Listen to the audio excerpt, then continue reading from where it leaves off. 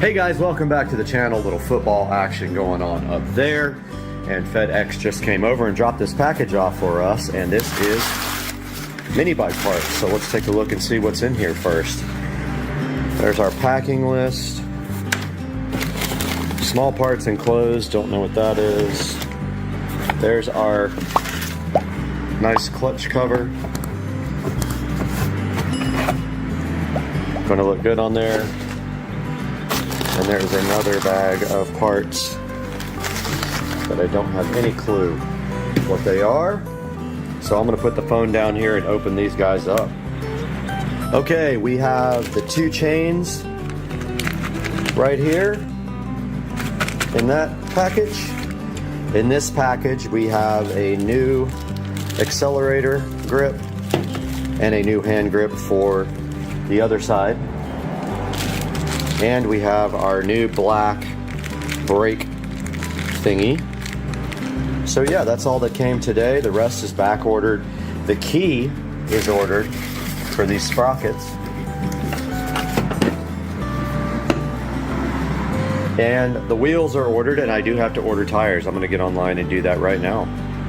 All right guys, I just ordered the Sun F street tires for the cart. So I don't know when they'll be here, but I did order them and hopefully they will come in soon. And we'll run these new wheels that we're expecting up to the tire shop and get those new tires put on the new wheels. And now we're gonna take a look at some of the parts that we received and get these guys installed. And we really only have three things that we can install today, and one of them is this black, beautiful brake handle from Monster Scooter Parts, I believe is the company.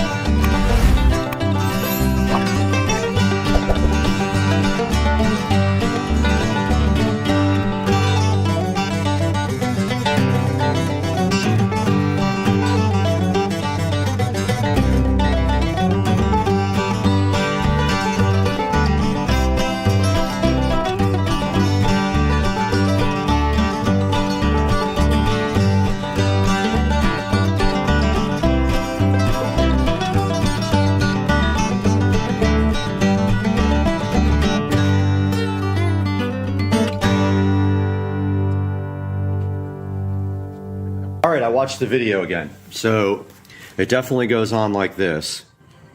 And this does go on with the indentation facing out according to the video. And then this guy, I believe, goes on like this.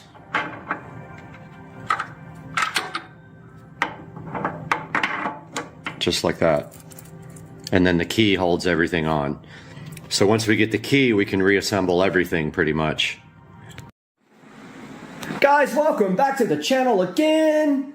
Brad here with Supercar Street Racing, and last night we got in some parts from Monster Scooter Parts. We have our tensioner, chain tensioner here, and we have our long-awaited key for the bike. So let's go outside and see if we can start reassembling this thing.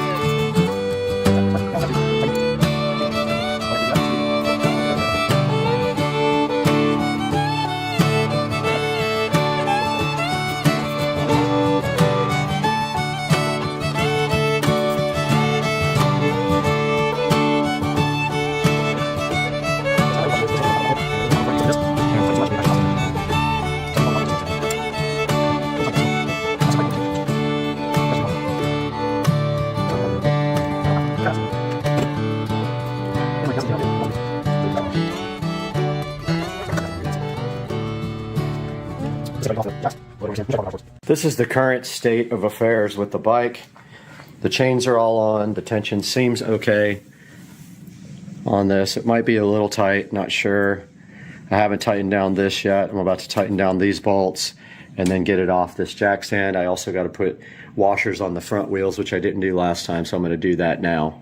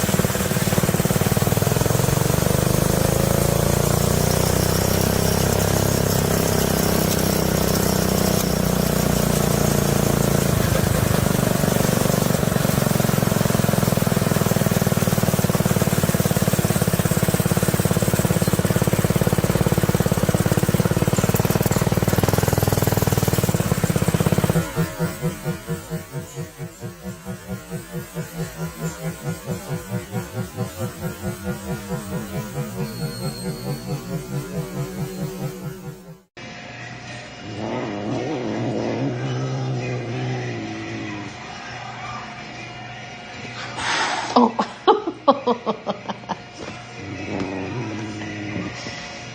Little toad.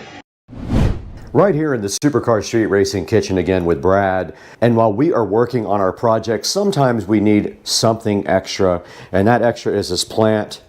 Just kidding, it's actually in this box right here. When I was cleaning the wheels last time, I noticed I did not have a proper set of brushes to get in all the cracks of the wheels. So we went ahead and picked up something today that's going to help us out with our cleaning of the wheels on the Model S Plaid. Plan today is to get this unboxed, go ahead and go out into the garage and see if we can actually do some wheel cleaning. So let's get going. Welcome to the channel. Let's get to work.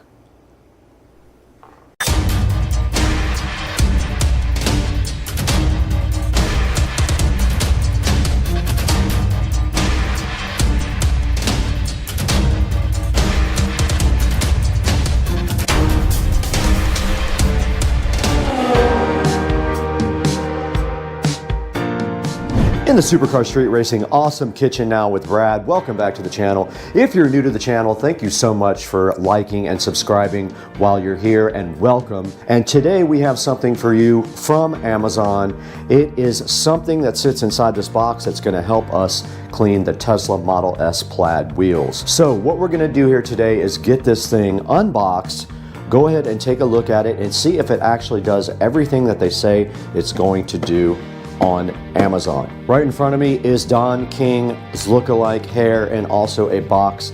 Let's get that opened up and see what all is inside. And first thing in the box we have is a nice terry cloth towel. Looks like a buffing towel.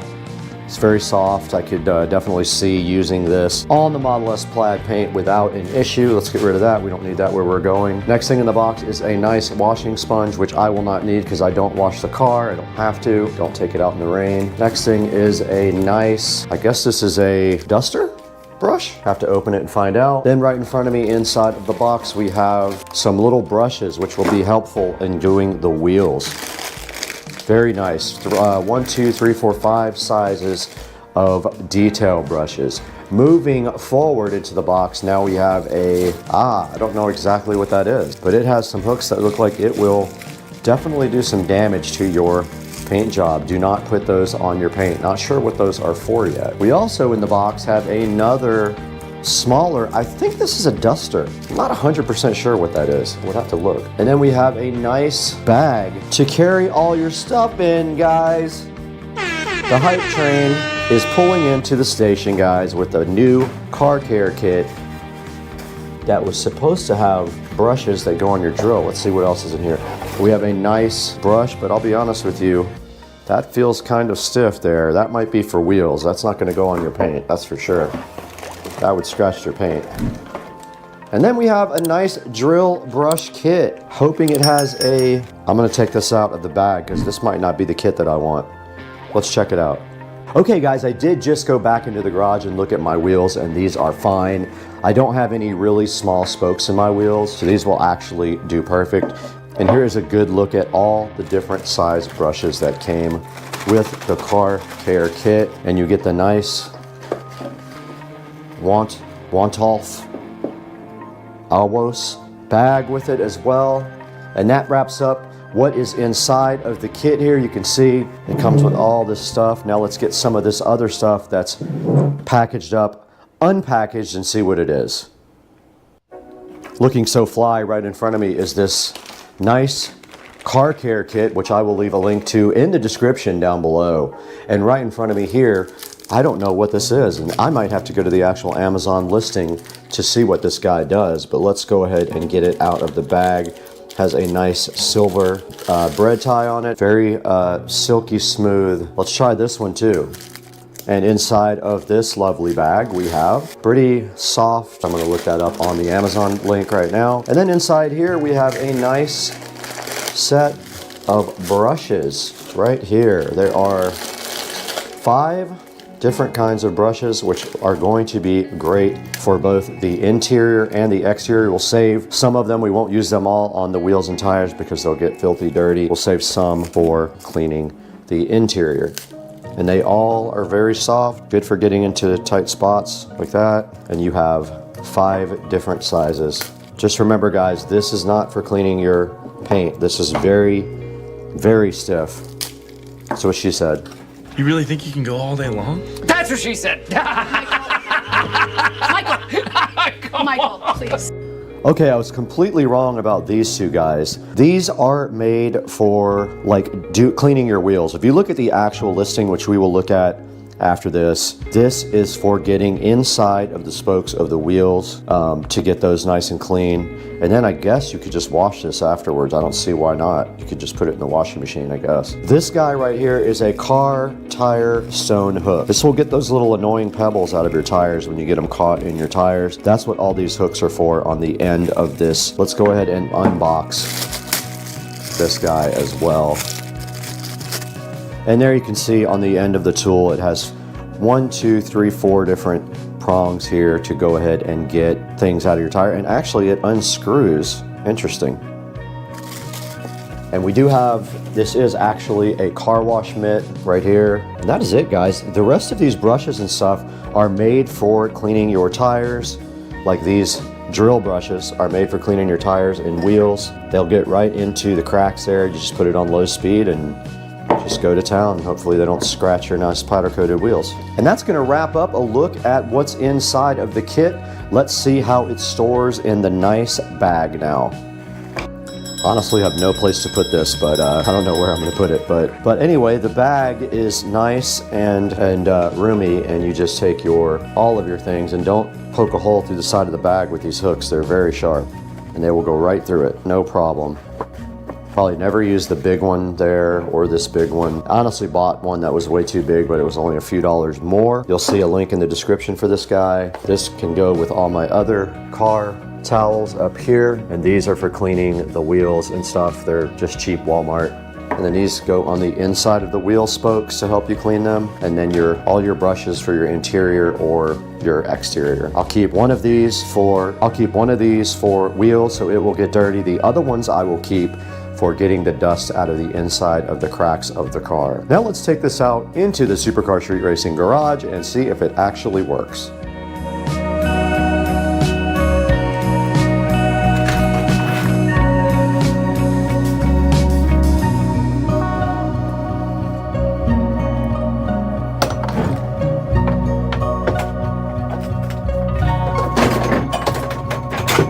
Alrighty then. These nuts.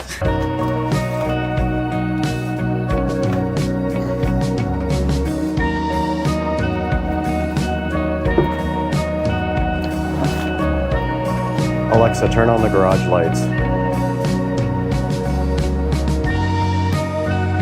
Nice.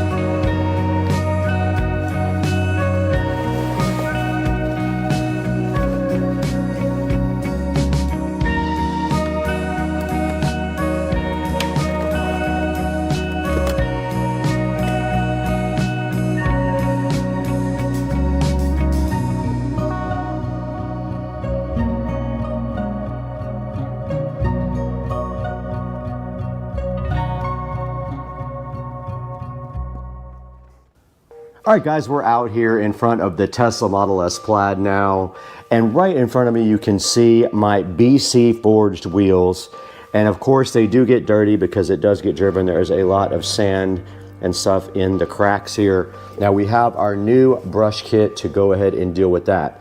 Now we can try one or two things. We can try the soft brushes first and see how those work, or we can get our drill brush on right here. But the first thing that I always do when I'm going to clean the car and do the wheels is put something down on the ground. So I have this old towel here that I put literally right under the wheel here, so that if anything drips off, it does drip right down onto this towel and not onto the actual ground. Remember, when you're working with these chemicals, they will tear your hands up, so your hands will get very dry. Get yourself some of these automotive gloves, and if they have powder, they're easier to slide on. These I don't think have any powder in them. They're really hard to get on. Today we are using this is actually from Turtle Wax. It is a hybrid solution hyperfoam wheel cleaner. We also have our Hybrid Solutions graphene acrylic tire shine here. We have some soft cloths to go ahead and clean most part of the wheels. We have these brushes here that can also get in the bigger parts here. And then we will proceed to clean the face with our rag. So what I usually do is start with the brake caliper, which is very difficult to get to.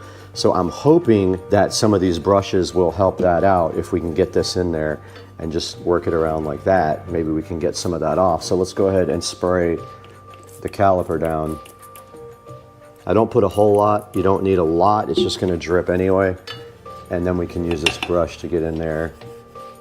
And the reason we're not using these brushes is because they don't actually absorb anything. They just brush dirt off, and then the dirt has to be wiped off. So these are okay for this. They're not great. Yeah, they're not really doing it for me on that. It's still too difficult to get into. And if I use one of those other brushes, it's just going to knock the dirt around with a rag, because you can get your hand through the crack. You can't get that brush all the way in there. And then just go ahead and give that a nice cleaning. And that caliper is done. So this was not great for that. Doesn't have a lot of absorption is what I'm guessing. Now let's go ahead and try some of the other stuff. So I'm just gonna do the spokes like that. I'm not gonna put a lot on it. I don't want it dripping everywhere, and I don't need it at the bottom yet. So I'm just gonna start there. And this brush is designed to go like this and break up the brake dust. And you can get in the cracks there with it. It looks like you're also gonna have to use your rag for this, because this will not absorb everything. If that knocks the dirt loose, come back through and just wipe it off. So the spokes part, these brushes work very well for. This will break loose the dirt. Like there's a bunch of dirt inside the spokes that I can never get to, especially over here. You can't see it, but there's dirt inside the spokes like sand. I'm gonna knock it off with these after I spray it, and then take my rag. So let's do that now. Now when you use this brush for the drill, you want to make sure your drill is on low speed.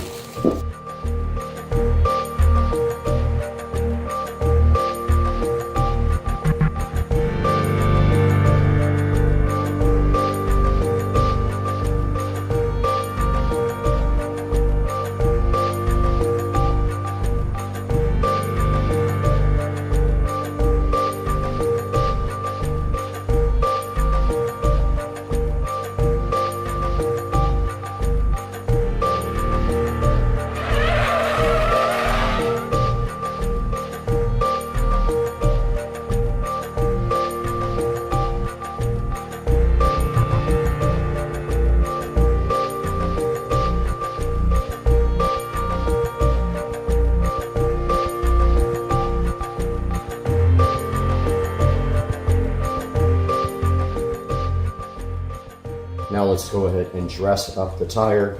You have our tire dressing here, but it doesn't get inside of that crack really well, so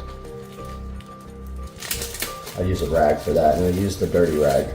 And you use this to prep the tires for putting the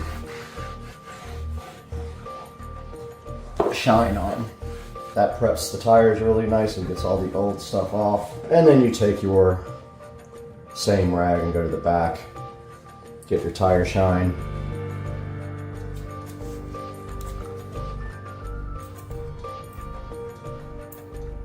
And I'm gonna get it in the crack right there.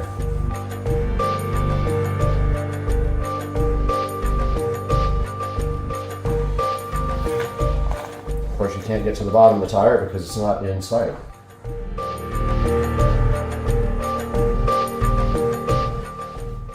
All right, guys, it's gonna wrap up part one. Let's go ahead and get to the other wheels and tires. Forgot to do the caliper first.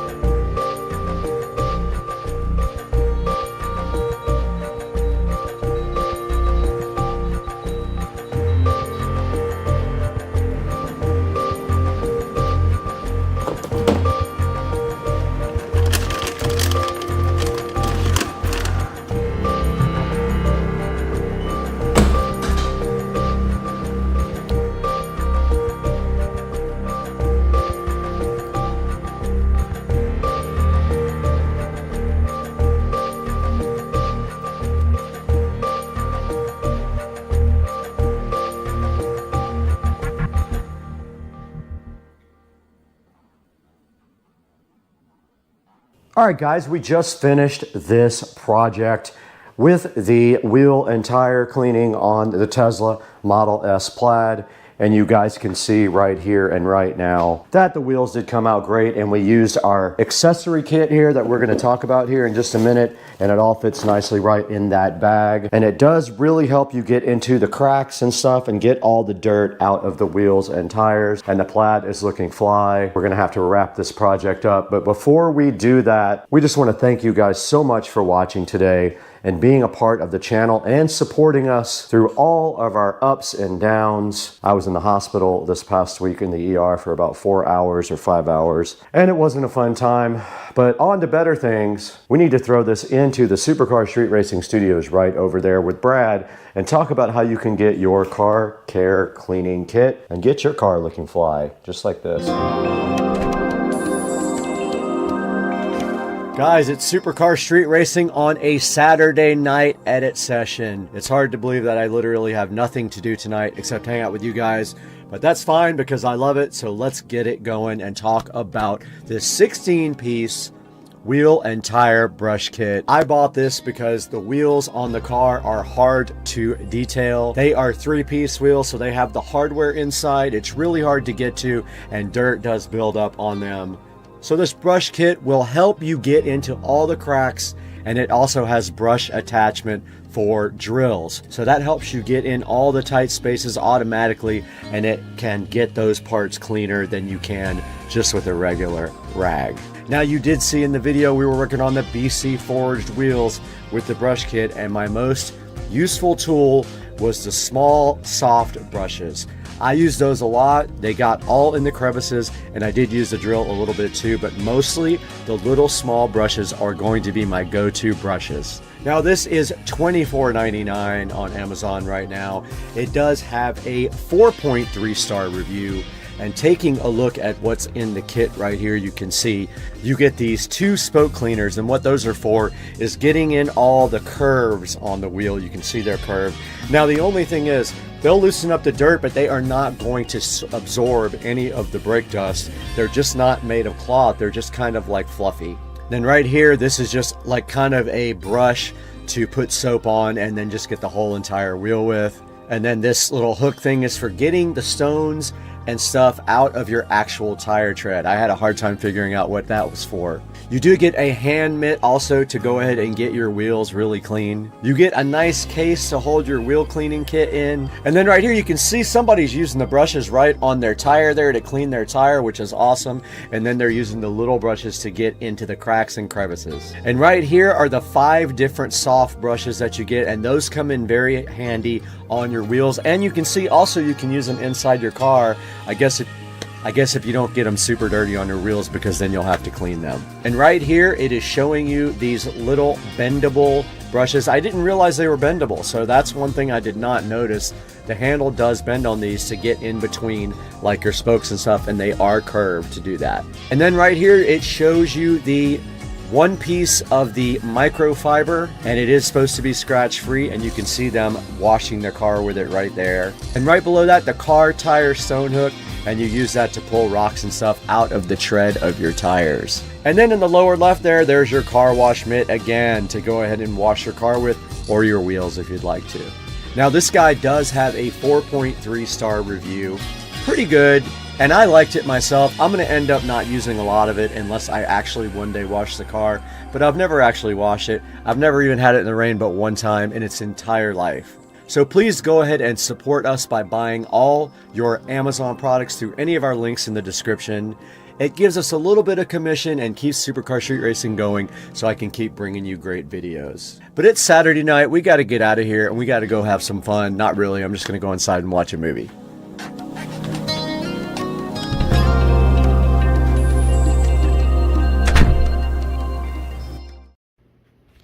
Hey everybody, Brad here. Just wanted to give a quick update on my home theater room. As you can see here, I have my home theater room in pieces. Wanted to let you guys know exactly what's going on here with this guy. So my projector died, my Epson projector, which is now sitting on the shelf up there. The bulb died finally after about 7 years. And I did buy another bulb. First, I tried a generic bulb off of Amazon. Installed the bulb. It looked absolutely terrible. It was really cloudy. The picture was distorted. Thought it was probably the generic bulb. So I ordered a genuine Epson bulb, put that in, looked exactly the same. So I think that something in my 1040, my Epson 1040 projector right there died at the same time the bulb died, or that component caused the bulb to die. So I have ordered a 4K projector. Now, if you guys are familiar with projectors at all, you know that 4K projectors are very expensive. Most of them use this method called pixel shifting. So what it does is it projects a 1080p image, then it doubles it and moves it over and projects the second image so fast that your eye can't see, effectively making 4K out of an original 4K image. I ordered an Anker, A-N-K-E-R, Cosmos Max 4K. It is LED powered, not laser. The most acceptable laser projectors that do 4K are about $3,000. I've spent $1,000, actually $1,100 on a renewed Anker Cosmos Max. Will be here in 2 days. I decided to take this time to go ahead and finish my theater room. Now, as you can see here, we have a lot of ambient light just because the walls are a lighter color. Now, when I built the room, I built it from scratch from a guest bedroom. I created this wall myself. I sanded down the wall and I used Lowe's Home Cinema screen paint. I framed up the wall using a projector calculator. I made the frame on my miter saw. So I created the frame on my miter saw, and it came out awesome. Looks great. Right away, I can see some issues with my wall boxes, a little crooked right there, which are usually covered up anyway. You don't see them. The equipment's pushed right back against them. I designed this for this entertainment center to flow right down here. I ran power and HDMI. HDMI goes from in the wall there all the way up over to the projector shelf up there where the projector sits. I'm not 100% sure I'm going to be using the shelf unless it works out when I get the new projector and it projects correctly.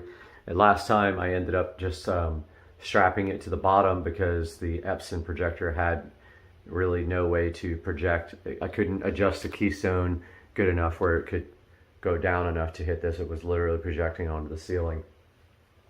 Only thing I'm worried about is this fan being in the way. I've added that since, and I don't know if the projector being on top of this shelf is going to hit the fan, but if it does, I'm gonna have to remove my moon men. Right there, my little astronauts. I think at the very worst, that's what I would have to do because it is a slight downward projection to get to the screen from the center of the lens up there. You can see up there I did a wall box, a double wall box with power and one of those little brush inserts so you can run a cord through it and bugs and stuff can't get through it. The shelf is a glass floating shelf. As you can see, I had the projector strapped to the underside there and upside down. This time I'm going to turn the Anker Cosmos Max upside down and lay it on top of the shelf because it has a LED star constellation on the bottom. You'll be able to kind of see through the frosted glass there. Now, another thing was my other projector was quite a bit brighter. It has a standard 200 watt bulb, this Epson Home Cinema 1040 right there. The new one is LED. It's quite a bit dimmer, maybe half the brightness. Now I ran this projector up here on eco mode the whole entire time I had it because it was so bright. You could actually have the window open here and still easily project on the screen and see the picture. The new projector, LED, going to be less bright, so I'm making strides to get this room brightness down quite a bit. First thing is the whole entire room is going to be that color. So it's all going to be that dark shade of green. I forgot what the name of it is. It's a dark, like brownish green. I'm going to do the ceiling as well. So I need to take this vent out. I need to remove my rear surround speakers there and get this room prepped and go ahead and paint the whole entire room. Now, if the shelf doesn't work or I have to lower it, then that's going to be a little bit of work, but I think I can manage to figure that out. I'm going to leave my shelf here that has my artwork on it. It's just all movies and TV stuff that sits on that shelf. It's been there forever, even before this was a home theater room. So I want to show you guys this hilarious mistake I made when I first put the surround speakers in. It's so visible up there where you can see where I cut the hole, and I was right on top of a stud and I had to move it and fill the hole. Unfortunately, you can totally see what I did there. It's not noticeable unless you really look. But yeah, so I am waiting for my projector to get here Wednesday. Meanwhile, I've got work to do in this room. I already have everything taped off. These closet doors are going to be permanently removed. They are going to be curtains here.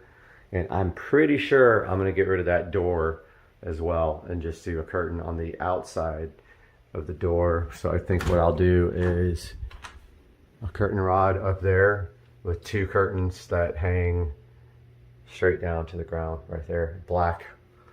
I think that's what I'll do. Not sure yet, but I think on the inside here you'd be able to see a lot of ambient light from the other room, and my concern there is that. So maybe I'll do 2 sets, one on the inside, one on the outside, like 2 on the outside, 2 on the inside, for a total of 4 curtains that you walk through. That'll also help with the sound deadening. So I'm not sure yet. But yeah, just a little update. I still got to take the Echo Show out of the wall here. I got to remove these speakers, this vent, pull the bell off the fan and slide it down a little bit so I can paint underneath that, if I can even get that down without removing the, might not be able to get that down without removing the fan blades, which is going to suck.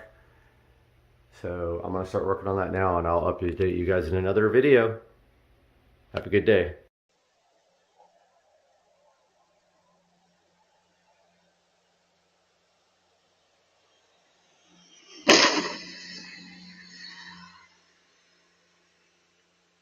Good morning, everybody. Supercar Street Racing with a long awaited update. I have not been doing much with the car. Been kind of out of it in a relationship which ended recently. So now I can concentrate on doing other things with this car. So it's going to be a multi-part video. When the video runs out, I'll start a next part. But what we're here for is the Avon E90 Android navigation system. So let's talk about Avon first of all, who is believe a Japanese or Chinese company who has a US office in California. I believe it's in California. I'd have to go back and look. So you can get these same units on eBay. I don't know what the support would be like, and we will talk about Avon's tech support here shortly. But so basically this unit, when you have a E90 car, you either have no navigation, in which case you don't have this hump. That's kind of a better option for the new navigation system retrofit, and I'll tell you why later. Or you have CCC or CIC, depending on what year, and they improved the navigation drastically. I believe in 2000, either 10 or 11, they upgraded it. But they have a replacement for either one. So basically what you're doing here is you're removing this screen completely. You get a whole brand new screen. It's more than double the resolution of the original screen, and it works with the factory BMW navigation system. So you get the best of both worlds here. You get to keep your old factory nav, and you get to get an upgraded modern Android head unit. And the way this works is your screen is up here. Let's not confuse that for your navigation system. That's the screen. Your navigation unit is right here, okay? So the cabling goes between here and the screen. And to install this unit, you have to pull, first of all, you have to pull this trim, pull the screen out with 2 screws, pull this climate control system out. I drew a blank there for a second. with these little clips that are on the side, and then you have to pull out this navigation system with screws. They give you a pass-through cable. Basically, it's not a cable, it's more like a wiring nightmare. It's a big bundle of wires that you plug in between this system and that system. This is now one unit. This has the CPU and the screen all in one box. So everything is included in here now. You take out the wire out of the back of this, you plug it into the harness, then you plug the harness into the back of this. And then you move the fiber optic cable. Without the fiber optic cable, the audio will not work. So if you install one of these, don't forget to move the fiber optic cable from the back of your original plug here to the new plug that goes in the back of here. So let's talk about the difficulty of installation. This video will probably end soon and I'll start another part. Difficulty to install. This is very incredibly difficult to install. There's a couple of reasons for that. It wouldn't be so bad if there was room back here. There's absolutely no room back here for the wiring harness. And when I say no room, I mean no room. The fact that this is mounted in here now and working is a miracle, because I sat there for an hour and a half trying to figure out how to get that wiring harness behind here and put this back in. It's so much wires. So the only way to really do it, I feel, is when you pull this out, there's a plastic cage. This video, I think, is going to end at 4 minutes. Let's see. No, it's still going. Okay. So there's a plastic cage on each side of this where this slides into. I believe you can cut that cage and just use the screws to hold this in. And if you got rid of the side of this cage, the wires could go to the side easily. You could push them to the side, this thing would slide in easily. I didn't try that. I didn't want to cut that at that point. I was about to. I had almost given up on it. The problem is if you're going to cut that, if you don't do it while it's in the dash, it's kind of hard to remove that cage. You got to take a lot of stuff out right here. Okay. The other thing is when you get this unit, make sure you get the GPS splitter. That allows you to use the old GPS antenna with both this unit and when you switch to BMW Nav, it allows you to use the same GPS, your old GPS antenna. And I do believe this video is going to end at 5 minutes, and I'll start a new one. Let's see. Today we are starting on the garage door project, and the first step of this is we have to have power run over to the new garage door opener area before Monday. So we're going to go ahead and do that now on Supercar Street Racing. And here's the parts we're going to use. All we're basically going to do today is start off by prepping these parts.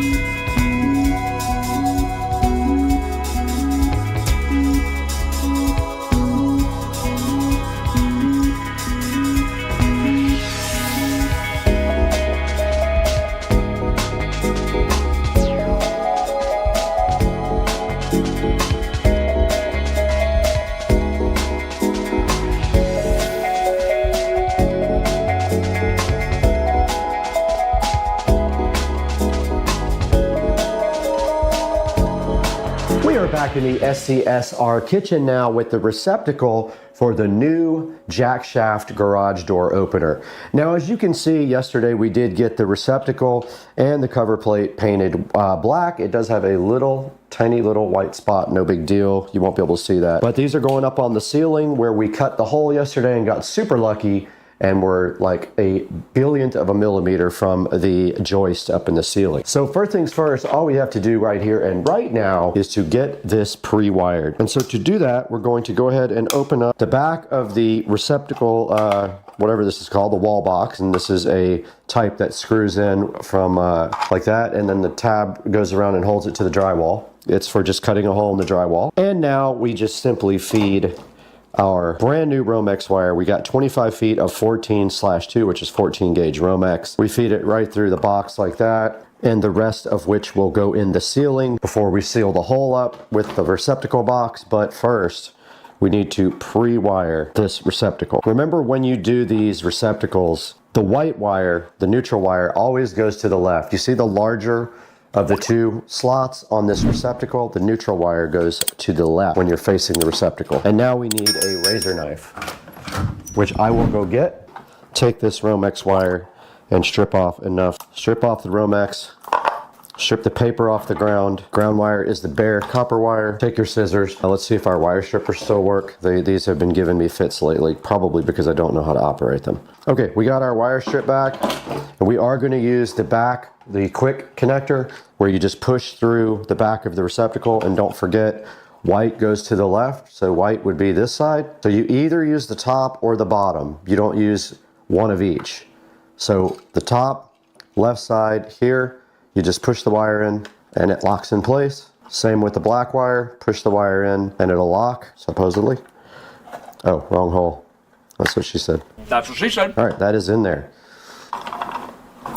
And it doesn't look like I stripped back the ground enough, but we'll make it work. Now remember, when you are doing your ground, any screw actually, when you make your loop, if you're gonna do the screw, your loop always goes in the direction to tighten the screw.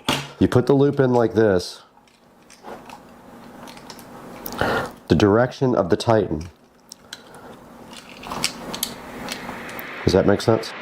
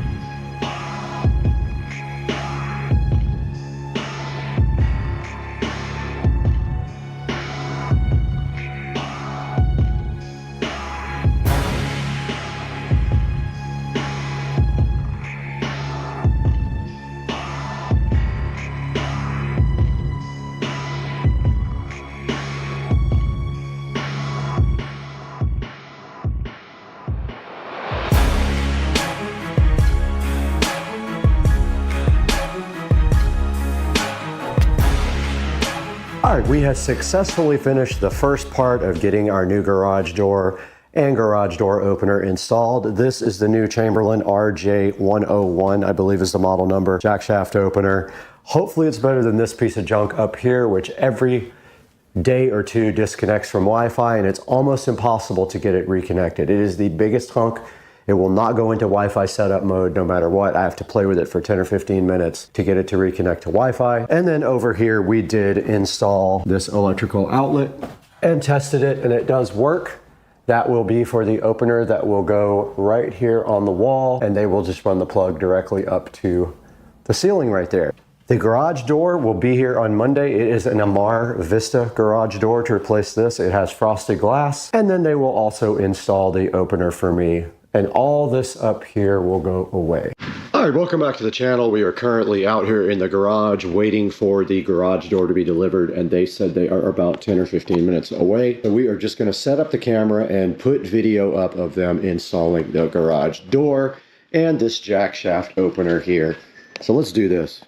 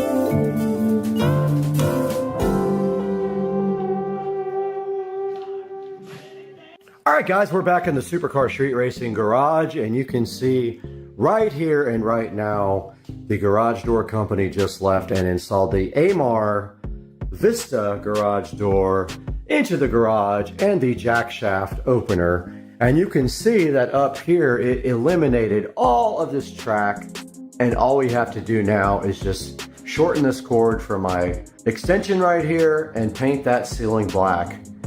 And then over here on the side, you can see they did install the jack shaft opener where I put the power, and you can see it right there, and it looks so good. And you can see it right there. It looks so different, and it is a Chamberlain jack shaft opener. I had no problems with it like I've had with this garage door opener up above. It joined straight to Wi-Fi and was fine. I just have to tie up the wiring right there. And if you see right here and right now, This garage door looks awesome. Let's take it outside now where we can see the outside. All right, we are outside Supercar Street Racing compound, and you can see the AMAR Vista garage door installed from the outside with the frosted glass. And of course you cannot see through this, but it is letting some light through, and you can see the hexagon lights here looking so fly and so fresh. And the sprinklers are going off, and I did tie the sprinklers into the city water so that it would not ruin my pavers with the rust. But stepping back, the house looks absolutely cool now with the new driveway and the new AMAR garage door with frosted glass. It's a Vista. I'll put a link in the description to this right now, but I'll step back here now. That is how the house looks from the street now. And you can see all of the fun things that we have done, wrapping up to be a pretty cool looking place. And walking back up right here and right now, we did the mailbox, the tree delete, new sod, tied the sprinklers in, redid all the sprinklers for the new setup. And now all we have to do is finish our gardens, edging, and same thing over here. Gonna re-edge this. And that should do it. And oh, also the new lounge area right here looking fly as heck.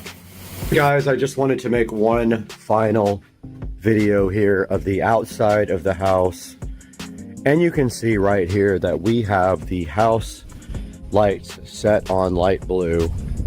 And we have the garage lights set on red, and this is what it looks like from the street. And we can change the internal colors of the garage as well, but this is what it looks like from the street the way it is right now. It looks insane and just a crazy cool looking exterior now. A million times improvement over what it was before. And I hope that you guys like this video, and if you're interested in any of this stuff, drop me a comment or an email, supercarstreetracing@gmail.com, and I can talk to you guys about how I did it. One more video here of the light blue, and this looks insane. Level 1000, guys. I love it.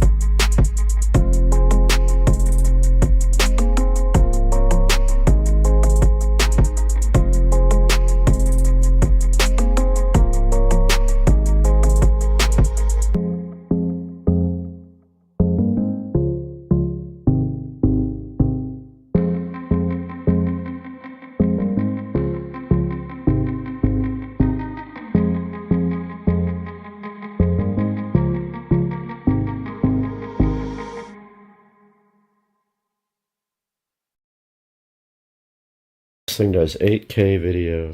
Whoa. What? Oh, so where you scrolling out of the attic? I thought we was going in there.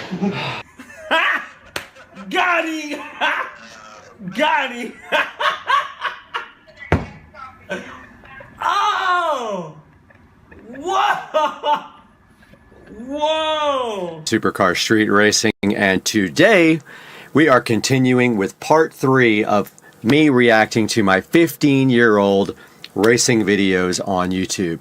Most of these videos were recorded back in 2005 through 2008, maybe a little bit later than 2005, but we're going to continue that today on Supercar Street Racing.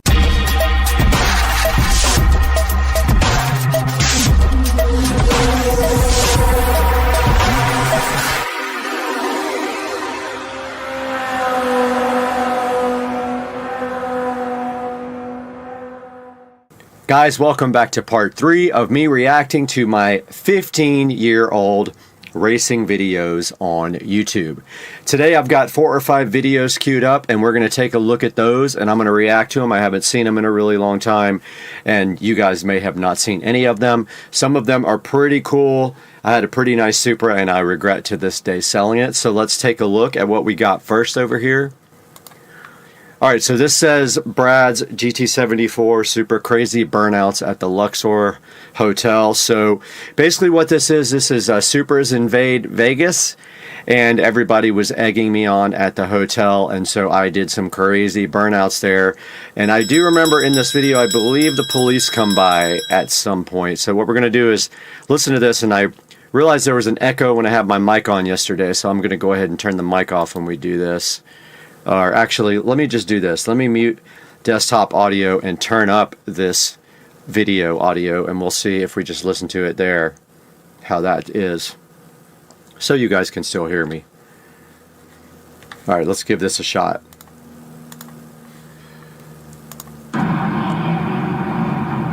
All right, that's me in the Supra. Somebody's pouring water on the tire to make the burnout a little better. This was fun, I remember this.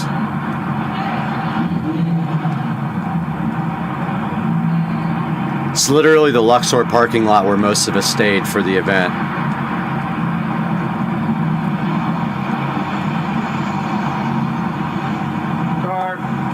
Car. Had to wait for a car to go by. I gave the thumbs up.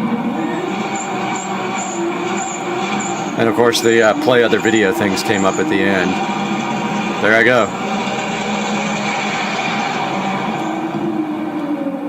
Surprised it didn't kicked out, but there was cops. I believe there's a second view of this, and there was police driving by the second I did the burnout, so pretty crazy. So that's me at the Luxor Hotel for Supras Invade Las Vegas. I don't know what year, 2008 maybe, ish. Alright, so this next video, I believe the audio was removed from. This is a 2005 R1 racing me, and my buddy David, I believe, was filming, and he kept dropping the camera, and I kept getting mad at him because it was a pretty rare opportunity to race a bike. So let's see what this is all about. Yep, the audio was replaced on this. This guy had 165 rear wheel horsepower.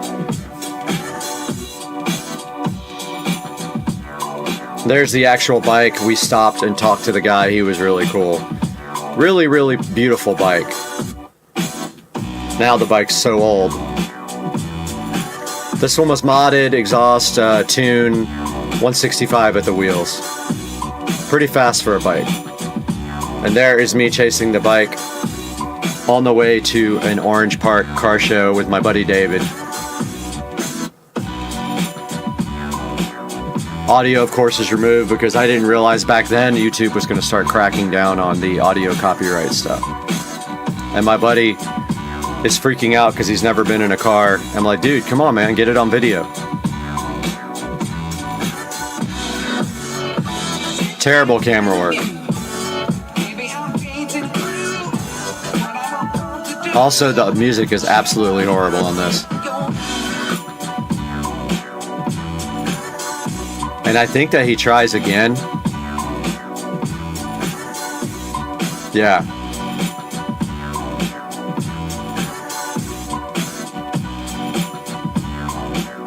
I don't know why my buddy kept dropping the camera, but he absolutely ruined this video. He said he got it. He absolutely did not get it all. Then he hits it right here on the straightaway, and I try to stick with him. Very quick bike.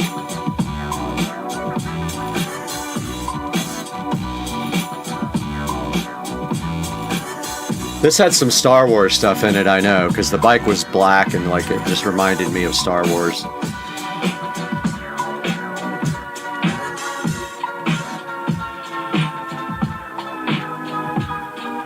That area right there is actually known for police.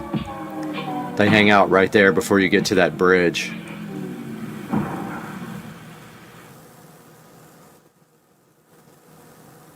So I guess, I don't remember this part, but apparently his tire was shot. Yeah, he was riding on cords doing 170 miles an hour. Back then we thought we had to put that it wasn't us in the videos. We were so worried about getting busted by the cops. Worst cameraman in history, my buddy David, who's an airline pilot. And back then I was sponsored by MVP Motorsports with my Supra. We get good, really good discounts on everything. Alright, so that's me racing an R1 in my Supra. Now this actually is pretty cool. So guys, this is me in when we were filming Kings of the Street. So Kings of the Street is a guy who traveled around on a motorcycle, and he would only film or record cars that had more than like 700 wheel horsepower. He invited me out there. I did this run before we actually did the filming, and I had a thing of race gas sitting in the passenger seat at the time. But this is, you can barely see it, but this is GPS on my Pioneer AVIC, I think N1 or something like that. But it's GPS verified 170. Let's see. So there's my speedometer maxed out. Getting there, maxed out.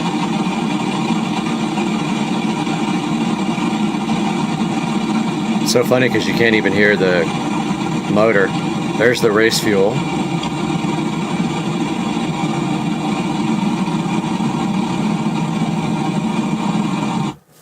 And then somebody stole this, so they dropped a advertisement at the end.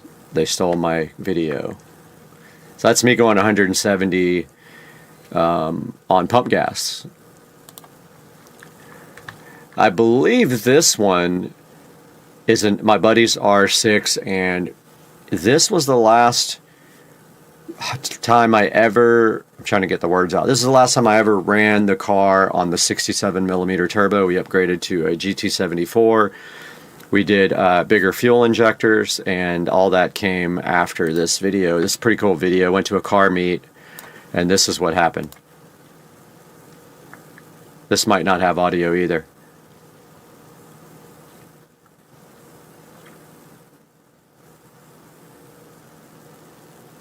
Yeah, all these videos had copyrighted music on them. It's a bummer that I don't have the originals, but this is before you could even save these guys. Okay, well, it does have audio. Okay, there's my Supra.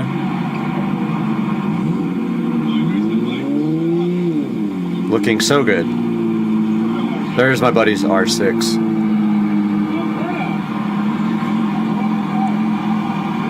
I think they were telling me to do a burnout.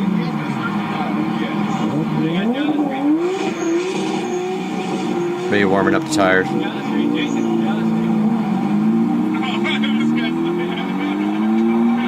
There's my buddy Dan. Missed that guy. We couldn't get quite started here. We had a car behind us too.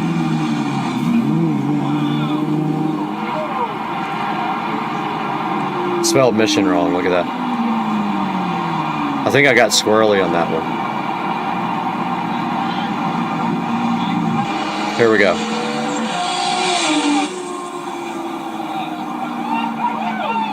Pretty good run. It was a short, like maybe less than an 1/8 mile. Not too big of a run.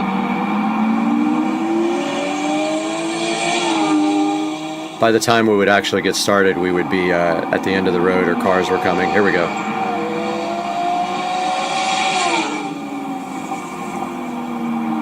This was like on a little side road next to the freeway. And yeah, I was getting the car upgraded after that, so that was kind of cool. Alright, here is, it says single turbo Supra does 50 to 170 in seconds, Ricky Bobby style, which I guess there's some Ricky Bobby stuff. Talladega Nights. Let's make sure there's no audio in this, it's copyright. Here we go. I had a boost leak during this one, 100%. You can hear it, the way the blow-off valve is slow.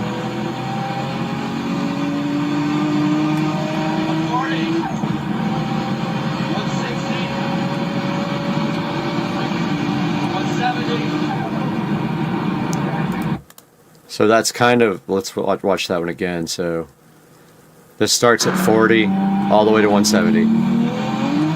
This was race gas, 33 pounds of boost.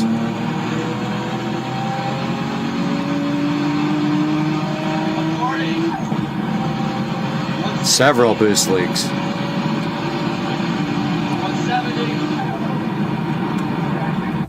Car was insanely fast. Now this one we're moving on to, this was that same Turbo 350Z that I raced in the other video with my buddy. This is his video, and they talked a lot of smack after the video, like they won. Literally, they said they won the racing, but they got, I mean, their car was not, it was probably 350 to the tires, and I was making double that. But here is this video.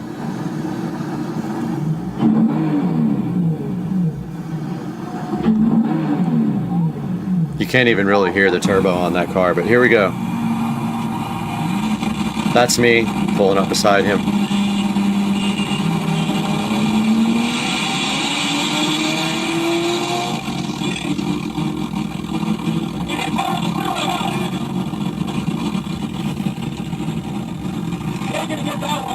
Another, he goes, you ain't gonna get that one. He dropped the camera as well. This is my buddy racing him. Stock fuel, single turbo.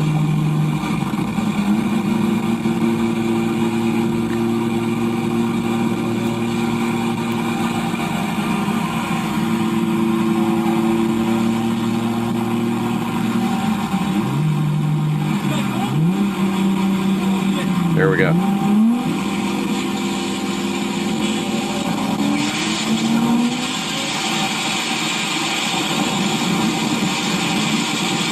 And he gets walked.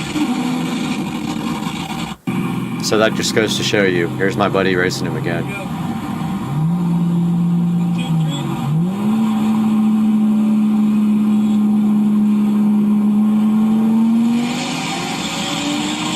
See, when they start evenly, my buddy just walks him. Try the #1 professional. And then we get an ad right in the middle of the right in the middle of the thing. For up to 72 hours. Formulated So let's with argan oil let this ad run out. acid, powered by science, prescribed by pros. Oh, that was it. Okay. So that was the end of the video. It cut off right there. I believe he cut like a lot of the video out. So that was the next set of videos, guys, on me reacting to my old racing videos. I hope you guys enjoyed it. Stay tuned for the next part of this series where we'll go over this again, do some more cool videos on supercar street racing. Hey guys, supercar street racing here. I found this cool director's view setting on my S22 Ultra 5G, and it shows both the front and the back camera at the same freaking time. Can you believe it? All right, so this is part 3 of the pool remodel project, which you guys can see the pool right there. The thing's about to get remodeled in about 3 weeks. And the project that we're working on now is the LED pool light. And so I am going to have to pull new wire because here's the thing. So our goal is to hook up the existing switch box for the light. We're not going to use the switch. We are going to use the box, and we are going to run this new pool light that we got the other day, and you guys saw that video. We're going to use that, and we're going to pull new wire from the electrical panel over by the pool accessories to that electrical box where the switch is. But here's the thing. The new pool light has 4 wires for feeding the actual light. It has 2 wires for AC. There's only a hot wire in the box outside. We need neutral as well. So we need 6 wires total. We need 2 for AC and we need 4 for DC. So that's where this comes in. We have ordered a 6 conductor wire here. And I just opened it, but I haven't pulled it out of the box yet. You guys are the first to see it. And this is a 50 feet of 6 conductor wire. Gotta get it out somehow.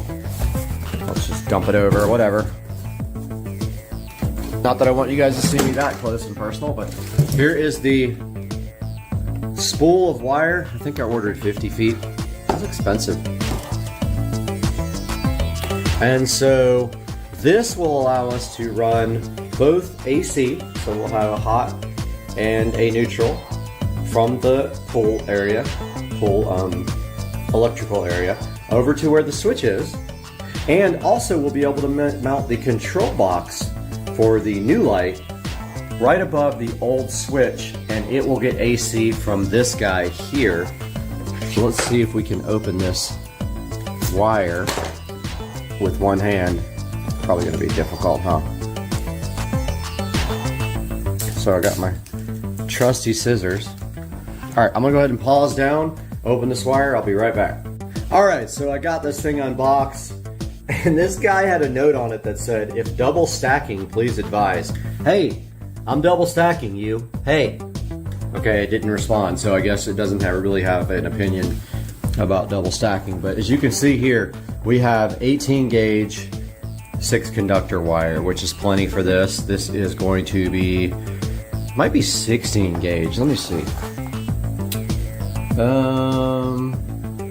Yeah, it's 16 gauge actually, which is actually more than enough for 4 amps of current that's running from the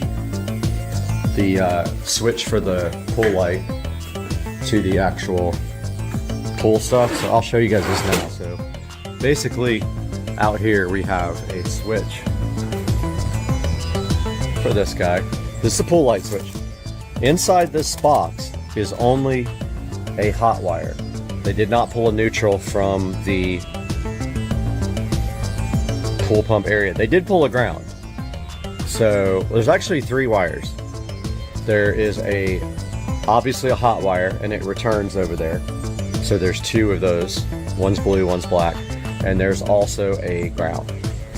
The issue being that the control box for the current light has a 12 volt DC output with 4 wires. Those 4 wires have to go to the pool pump over there. Pool light, sorry. So this is the box where the pool light feeds. So the wire from the pool light comes from way over there. It goes underground in a conduit. It comes up right here into this box, right there. From that box, we have a hot wire. There's 2 wires because you need 2 to control something with a switch. There's a blue and a black. Those run down this conduit in the ground to the switch box over there. And so we are pulling a new 6 conductor wire from this guy over to there, and we are pulling a new 6 conductor wire that came with the pool light from there to here. When we get inside this guy, we will tie off all 6 wires. Most likely we will solder and crimp them, and then they will go from here to there, along with AC, which is already in here, to there. So we will actually pull a new wire through this conduit all the way over to there. See that conduit that goes down to the ground? That only has 3 wires in it right now. It's got a hot feed, a hot return, and a ground.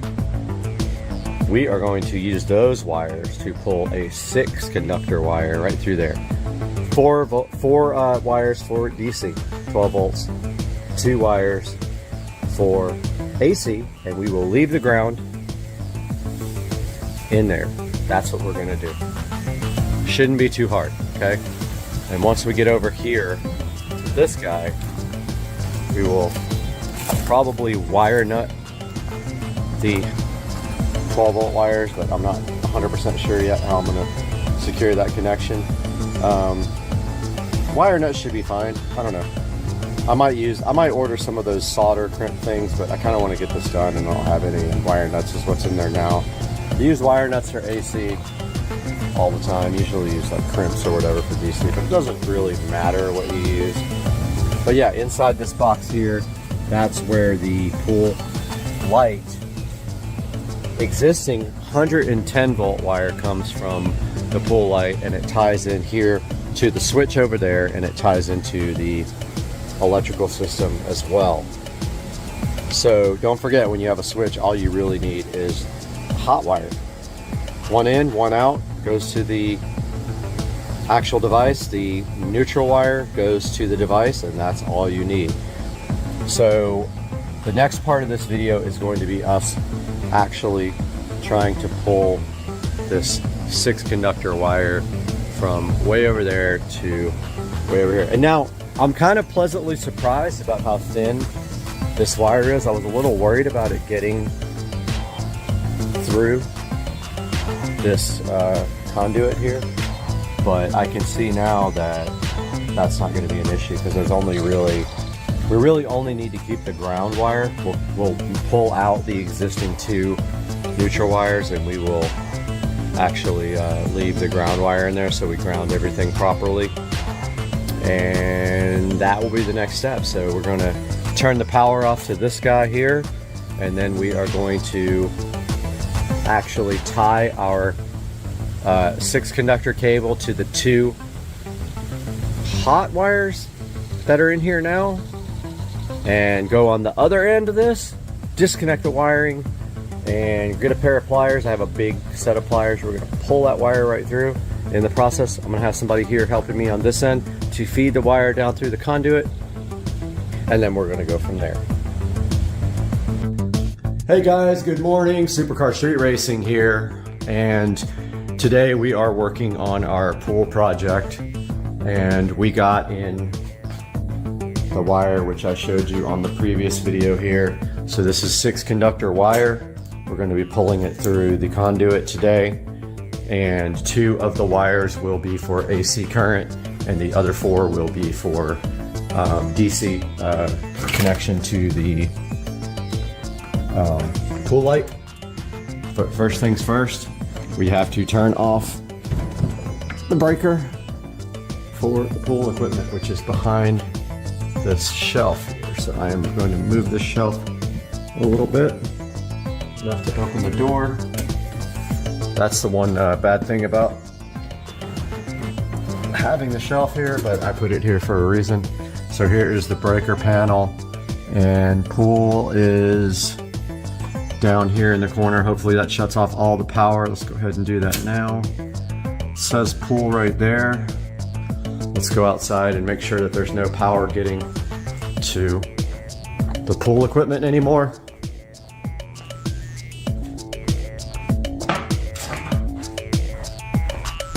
Heading out to the pool area. It's supposed to rain today. I'd like to get this done before that. So here is the pool pump. Let's make sure that that can't come on. All right, there's no power there.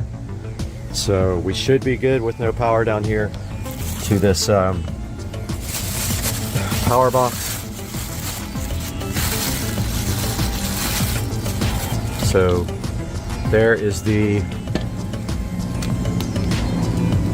wiring for the actual pool light. So this connector right here is where the wire comes from the pool light itself, and then these 2 and the ground are to the pool light switch over there. So we are going to be tying on to those and pulling in this new wire all the way over to there, which I haven't decided yet which way to pull. But here is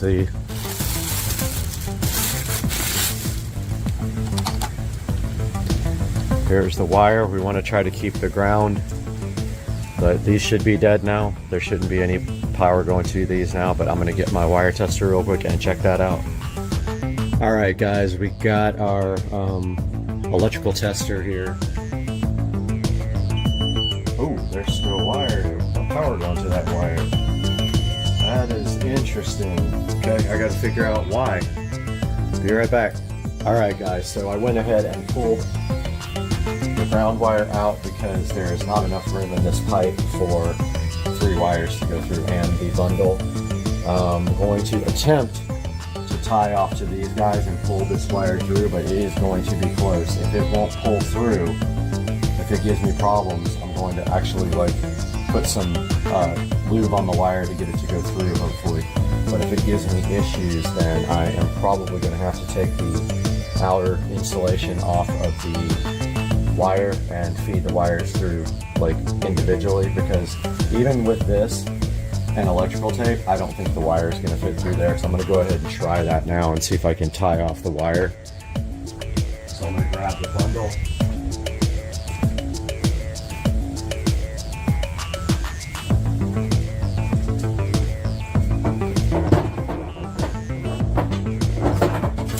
I honestly thought that there was enough wire, enough room for all the wires to go through this, but it is borderline almost the exact same size as this wire. Now, it's not going to go through like with these other two. It's way too. Yeah, I mean, maybe, but this last little edge here, there's a little lip in there, and that's going to be difficult to get through with all three wires. I mean, I can try to push it through, see what happens. I really would like to keep these two wired, but when it hits the turn, I think I'm going to have problems.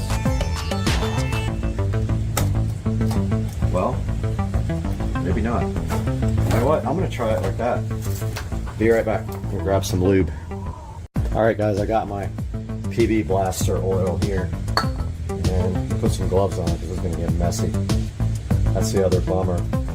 But I really am going to try to push this through with these two wires still there, because I want to have two extra wires if I can, in case I want to do something else. So I'm going to spray some of this down into the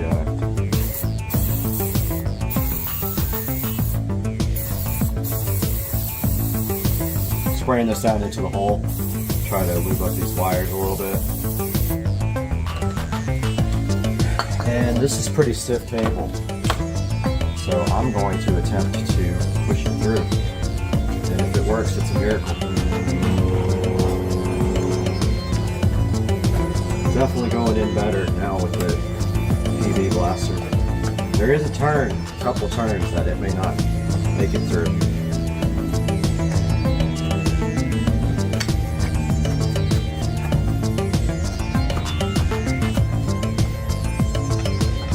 Yep, not gonna happen. It hit the turn. Oh. Yeah, that's not gonna happen. Now, of course, the wire is all slippery, and I gotta put tape on it to pull it through with this other one. Need to grab a rag real quick. I'll be back.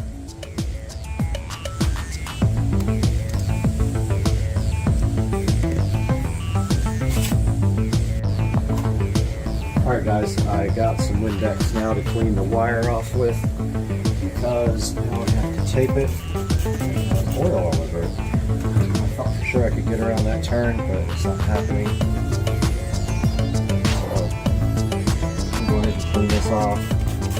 I think I might be able to leave one wire in there. I'm really going to try. This is going to be painful though. I can tell already. If I can't get this wire through, that means I have to mount the control box over there. And I'm not looking forward to that at all. So I'm gonna tape this off and hope that I don't need to pull one of these other wires out to get this through. And there's a distinct possibility that might be the case, because once I start wrapping this wire, it just gets thicker and thicker. And there's barely enough room in this conduit. So usually you leave a good amount of overlap so that you can get tape around this guy. But my worry is that it's going to be too thick to go into the box.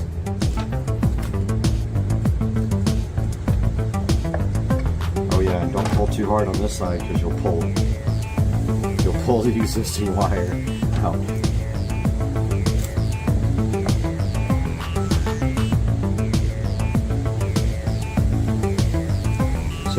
also help to wrap it around a couple of times, the big cable, and just hope that, you know, you can get your wire through.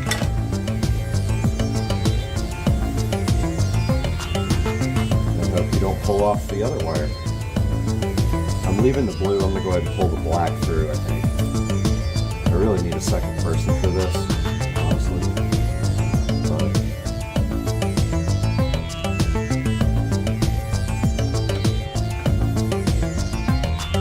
I don't think that can go anywhere. So let's see if we even have a shot at this with all that tape on there. Okay, I'm going to go to the other side and pull just a tiny bit to see if I can get the slack out. So we're pulling the black wire through.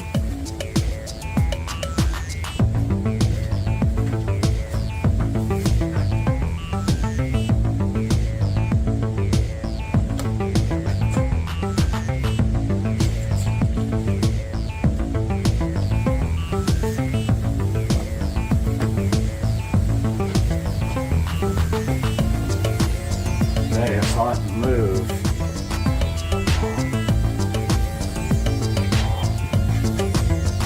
I don't know if that's going to go in there, guys. It's really tight.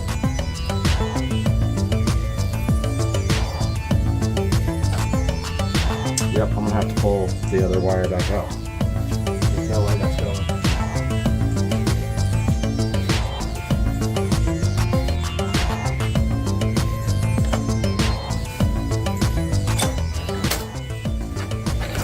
Blue wire through.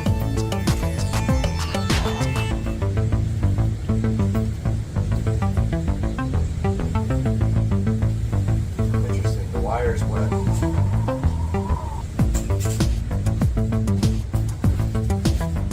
So there is moisture in that conduit for sure. All the wires are wet. Alright, I'm going to give this a shot now. If this doesn't work, like, I don't know what I'm going to do. That first little bit is tough.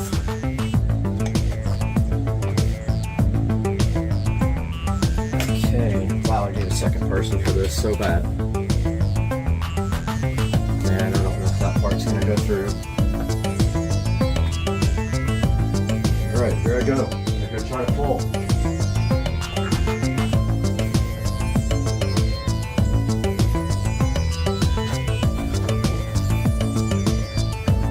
I'm actually super worried about this.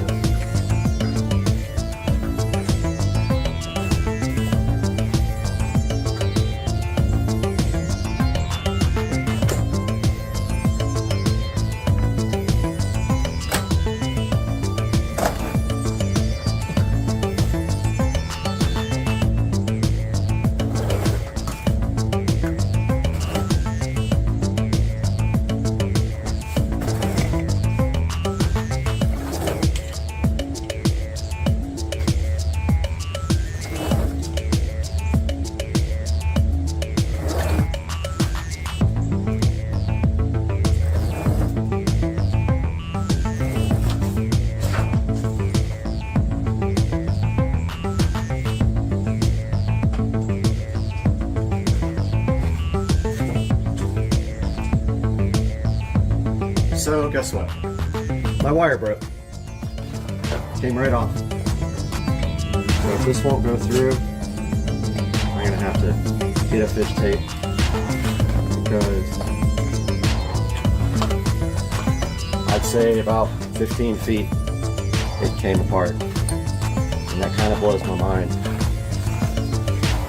But there's plenty of room in here now. If I wanted to, I could pull this wire back through with extra. Hopefully it got around the curves, but if it has to make a turn upwards, we might have a problem.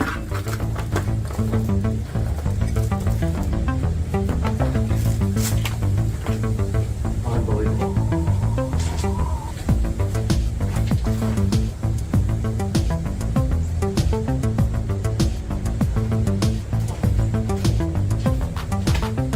think I see it over there, which is good. I think it's right at the top.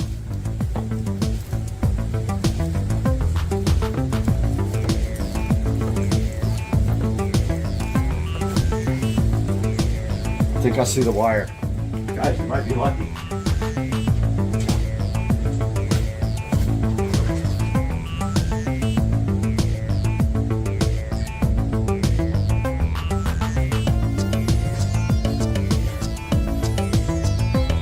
I thought I saw it, but there's definitely water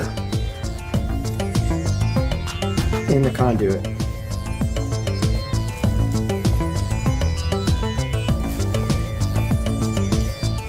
It's really tough.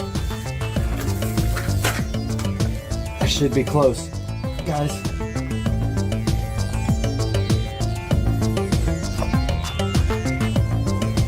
Go see if that went through.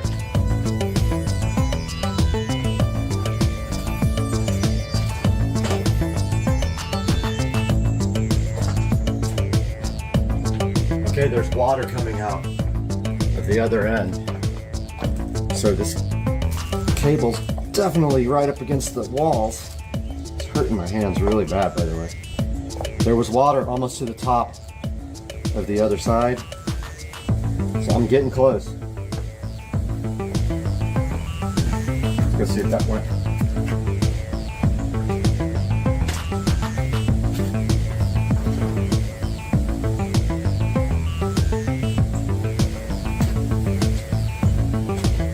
Alright, so there's actually water coming out of the other side now. I believe I'm getting there.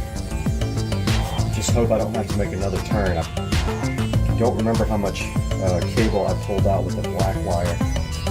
It wasn't very much. Should have put some gloves on before.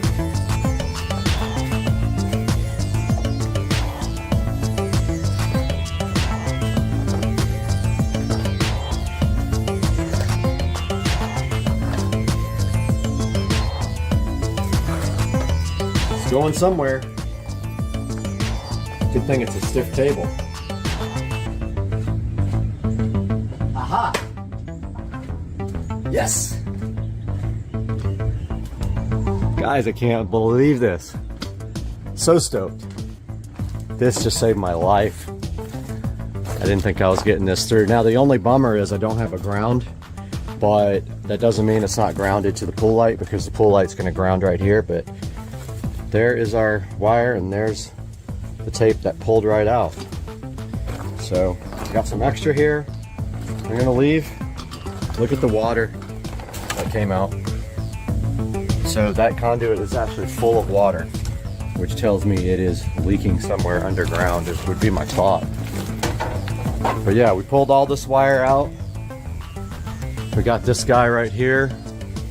Now we need to finish the wiring on this side and mounting the control box. And what we're going to do is we're going to mount the control box right here.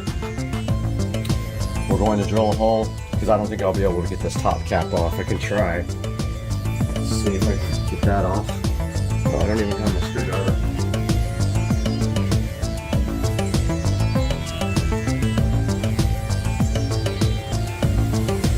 Alright, got my screwdriver. So the plan is we're going to come in from the top into this box. Yeah, there's no way that's ever coming off. I'm gonna have to drill into the top of this. We're gonna go into and the box is also mounted crooked, which looks like crap. But we're gonna go drill a hole in the top of this. We're gonna mount our controller for our new light right up against this and run the wiring through there, silicone seal this up really nice. And that's where we're going to hook up our light. So we can go ahead and cut this guy here. Let's leave a little extra. You never know. All right, got my workman's pliers for this, guys. There's the 6 conductor, and now let's grab the drill a hole through the top here, and then we'll work on everything else. Alright guys, I got my step bit here. I'm going to go ahead and I just need a hole big enough for this to go through. Wow, so easy to get through. So what we're doing, actually no, I take that back. We need a hole big enough for both of the wires of the controller to go through. So it's gonna have to be fairly big. So I got the torque too low. So that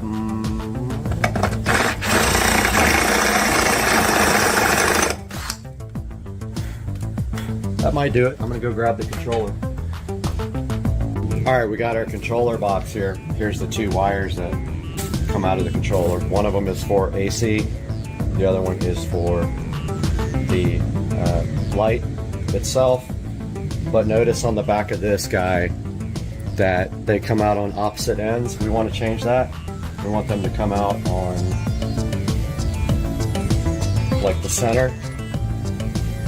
So hopefully this wire comes out.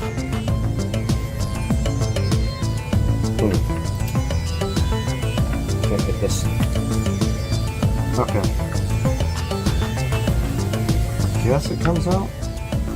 Oh, no, it doesn't. Well, that's a problem. Bummer. So I can't get the wires disconnected. They're permanent right here, so I don't think I can push this through. Wait, yes I can. Okay. Alright, so hopefully I didn't just break this wire, but I did crimp it. So first step is pulling the wires through their existing holes. Now we need to drill right there to let the wires come through the center. So let's grab our step bit. So basically we're gonna drill right through here. Right in there. Hopefully you guys can see that. Just a hole big enough for the wires to go through.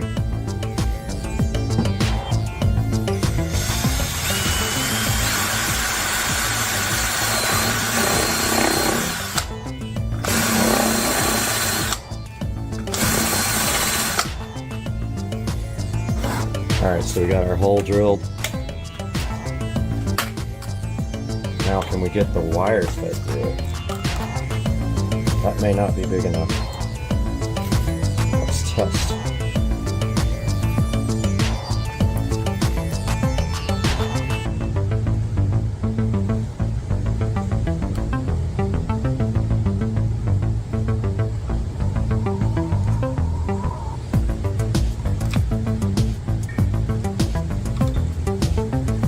So I'm trying to feed this power wire through and the installation's getting caught. Alright, so we got our power wire mostly fed. Let's see if I can get it all the way through. I think that's gonna work, guys. Until I start breaking the wires from bending them so much. So I've got the power wire through. Now I'm feeding through the DC voltage wire. Alright, success. So this is what I did. Drilled a hole in the center of that so that these wires could feed through. Now we need to put these into the box.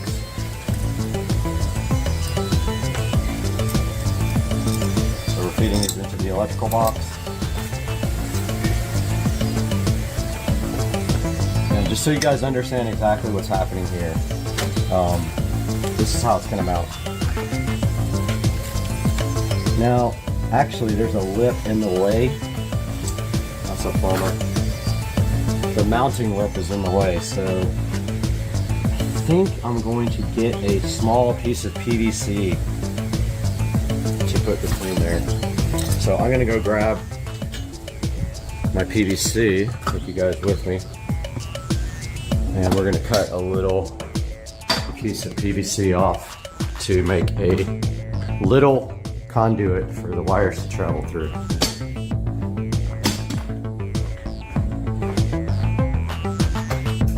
So we're out here in the garage now. I already pulled some PVC out, and all we need is a piece of PVC to go between the control box. And this needs to be a small piece, so see if I can get it straight by hand.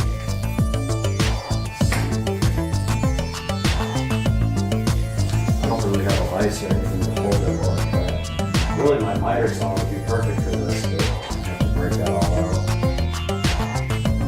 You don't need much.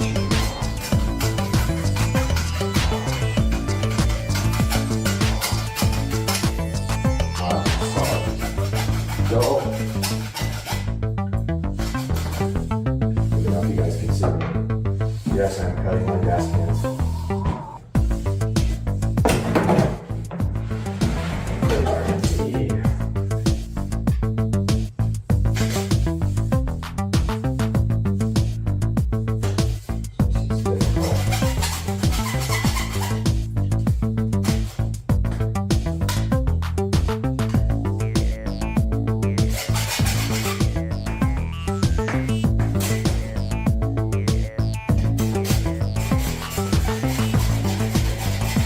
There's 5 seconds with my miter's off.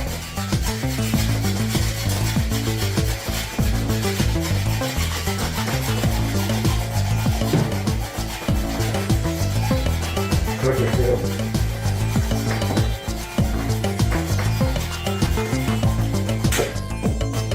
Yep. Super crooked. That's not gonna work. So let's bust out the miter saw. That's why I'd be lazy, huh? Maybe we'll just do it right there.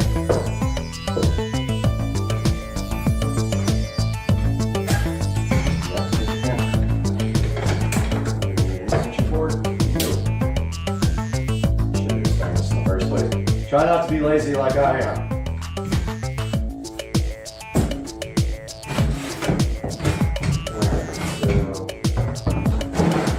Miter saw. We're gonna have to redo the end of this because it's. I'll just use this end. It's better. It's a very short piece.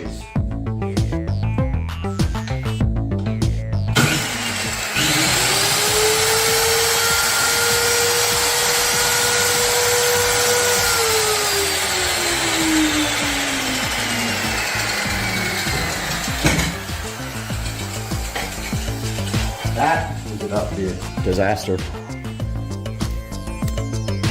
So let me reposition you guys so you can see. So I'm just going to trim the end off of this. I only need like maybe 2, not even 2 inches, maybe like 1.5 inches.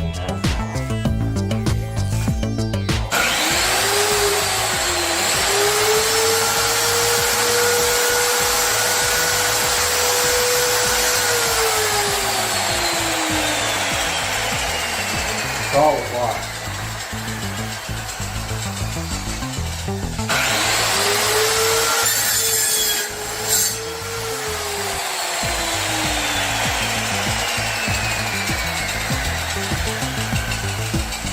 Alright, so I got my piece here, and we are going to use this clear caulk when we mount this. We're going to also need mounting screws. Let's find some mounting screws. Some wood screws.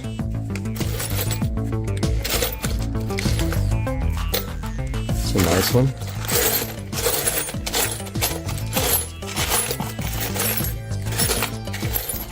Got my screw assortment here.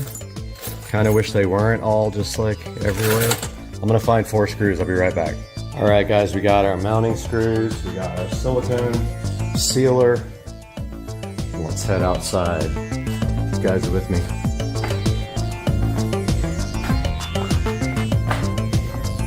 We are gonna mount this guy come heck or high water.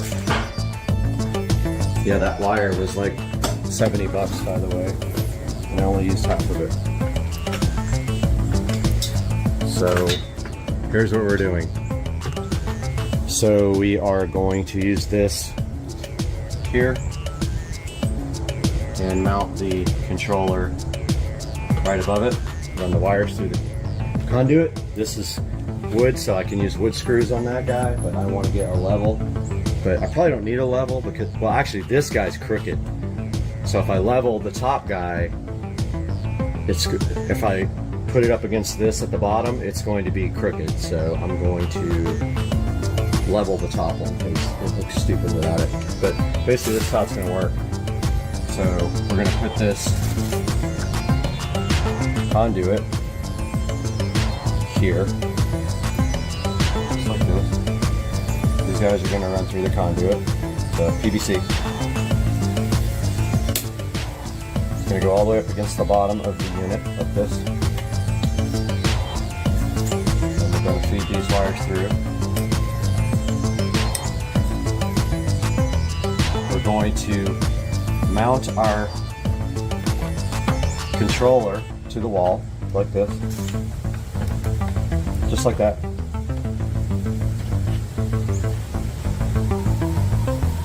And then we are going to silicone around this to seal up the gaps. That's what it's going to look like right there. Yep, you guys can see that. I'm going to raise the picture just a little bit though. So I can eyeball this. You can see how bad off this guy is. It's really crooked. This is going to be straight, that's going to be crooked. So, yeah, got my bit here for this guy. So I'm going to change out my drill bit here to my actual, whoops, I dropped the wrong thing. It's hard with one hand. Alright, I got my drill bit ready. I'm just eyeballing it to the edge of the wood there. So it should be perfect.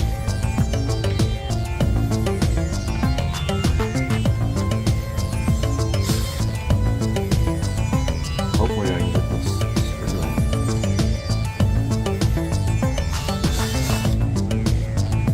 Okay, so it already tried to lock on me. It has a little bit of play in the mounting tab. There's a hole, the hole is elongated, so you can probably move it just slightly if you mess up. Man, these things do not want to go. They just want to walk all over the place. Oh, it's not good. These guys suck.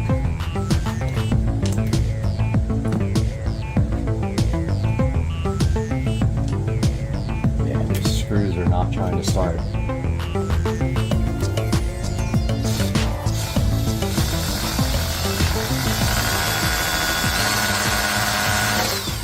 Ah, seriously?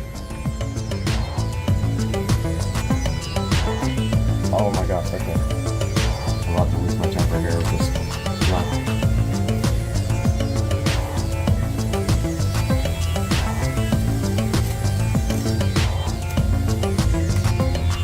The little sleeve thing. Dude. Yeah, you can blow up on this thing.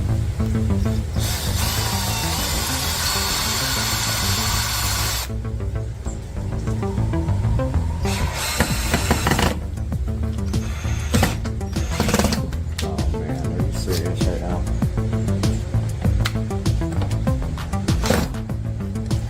Well, I guess that's fine. It looks level.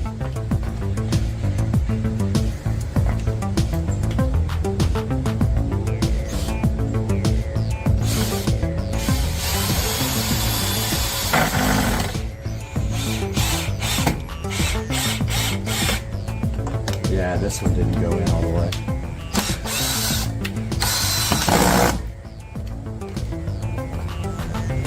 Okay, that's fine.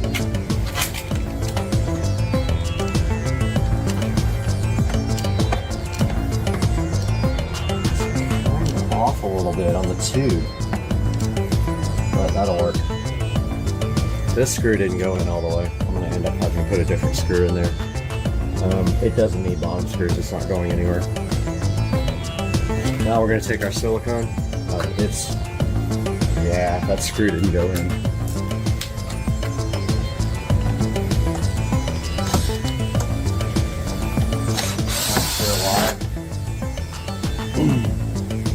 But this side is giving me a problem. So I'm going to try the bottom screw down here.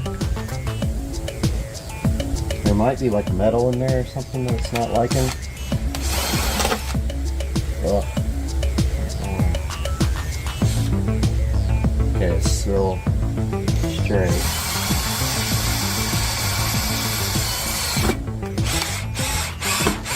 Okay, that one went in good. Let's see if I can get this guy to go in. Just so it looks better.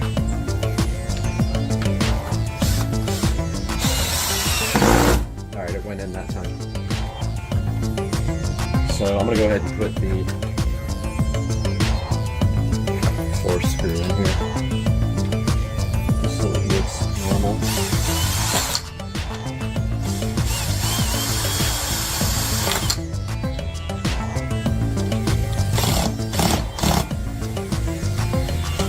Boy, it hates this.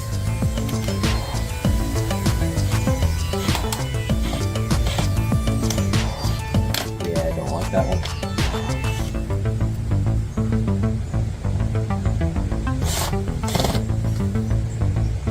Like, at all.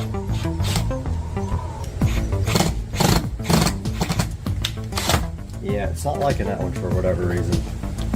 But we got 3 out of 4 in there. I can probably drill that out and get that one in there. Now let's take our clear silicone.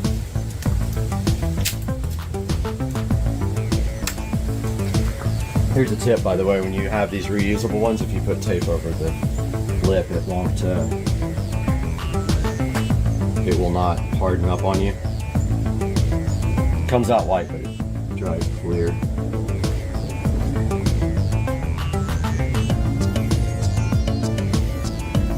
So I'm just going to put a good bead around this pipe. Also, I didn't do this, but I can do it right now in the pool. If you wet your towel, it makes working with this stuff way easier.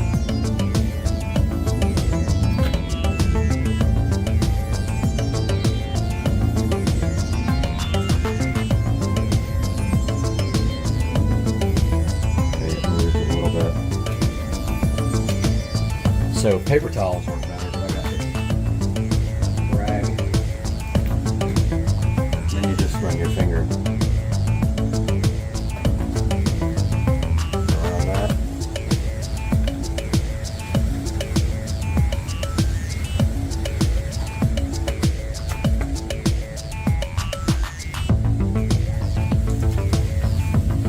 Probably come back later with another little layer of this stuff.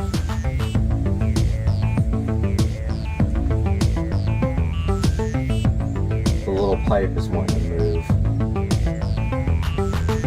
So once that's cured,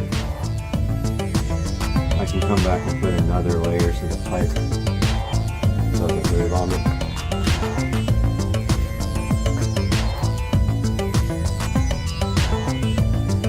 Oh, that's perfect. Can't get it like up in the back.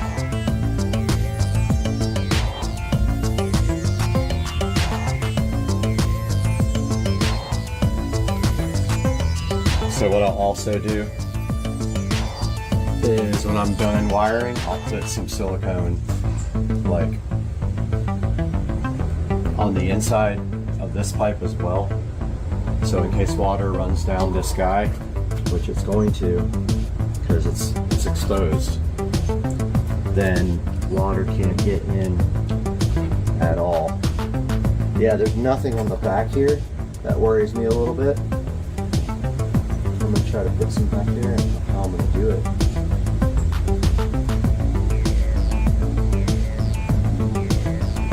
Can't get back there.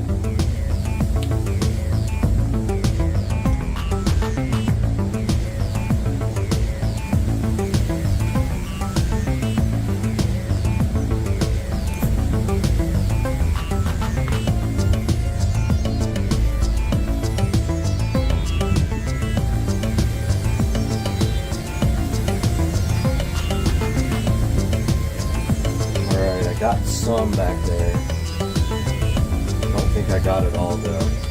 So I'll do that later once this first step dries. So don't forget to tape your silicone sealer back up when you're done.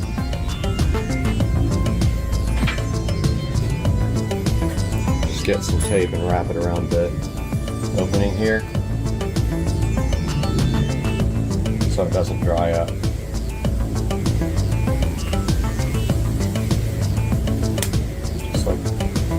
Wrap the top of it. You'll be able to reuse this stuff for a while. Just like that. And then we have our wires hanging. So the next thing we need to do is strip this back. But we don't need that much. We're probably going to have to take a lot of this wire. We'll just push it through to the other side.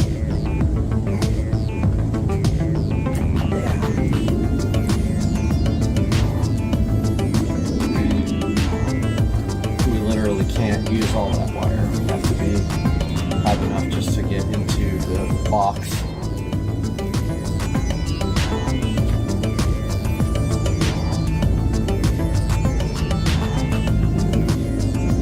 So we need our razor knife here.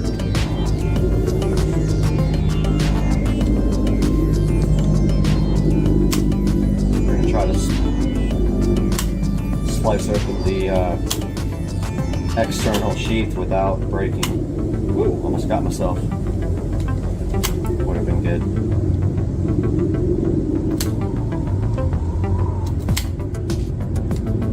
When you're doing this, I mean, it's hard to not get the wiring inside. So,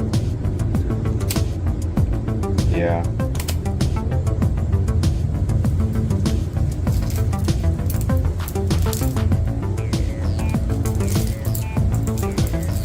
So we need enough to wiring nut it.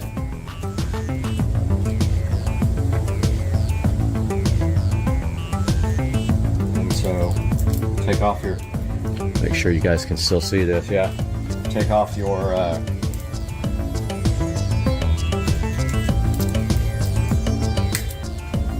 so that should be enough there. Should have 6 conductors in here. Now we're gonna have to design our own wiring code if the wires colors don't match from the control unit here. But I haven't looked yet to see really what we have. So we need to know this also on the other end so we don't wire it incorrectly to the actual pool light. So it looks like we need, alright, so they have, yeah, this isn't gonna, the colors aren't gonna match. So we're gonna design a new color code for this. We don't have a lot to work with here. I don't want to take too much of this out, but at the same time, we need to put a switch in this box. So we can't have too much extra or the switch won't go in.